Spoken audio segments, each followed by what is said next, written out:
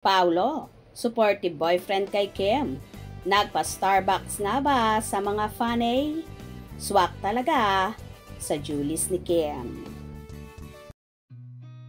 I've seen a lot of change, been through a lot of pain. Some things are not the same as they were a year ago, but all will be okay. I move on each and every day.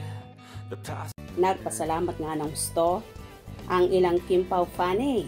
Ayon kay Cheryl, salamat Paulo sa pa-Starbucks sa amin. Swak talaga sa Julius ni Kim. Kim on Julius Caravan. Kim Pao, new blessings coming. Narito naman ang ilang komento ng mga fans.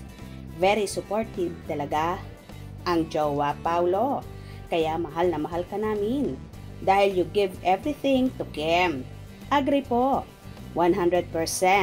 Kung sa negosyo po, laking investment na ni Pao kay Kim since nag-start sila. You are the one sent from the Lord to protect Kim. You both deserve each other. Both have good heart. Salamat Pao sa pagmamahal sa Kimi namin. Love you Kim Pao. Team Panatag, Kim Pao is real. Low-key lang talaga sila. Slowly but surely. Very supportive naman si Pao sa kanyang babe. Mahal nila, fans nila, kahit wala ang presence niya. Nakatutok siya at naka-order agad sa Starbucks. Baka di nyo po alam, sa kanila ni Kimi po ang Julius Bake Shop.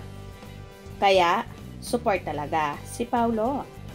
Ang Julius Bake Shop po ay originally ang may-ari niyan is from Cebu. Last year nang umuwi ako ng Pinas, nagulat ako. Meron ng Julius sa Manila, meron sa SM MOA. Kaya si Kim ang kinuha nila dahil sa Cebuana din. Franchise sila siguro sis. Yan ang nagmamahal. Full support.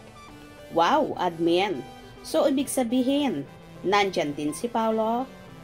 Kim Pao forever. Love you both. Wow na wow. Yan ang tunay na nagmamahal kay Kim.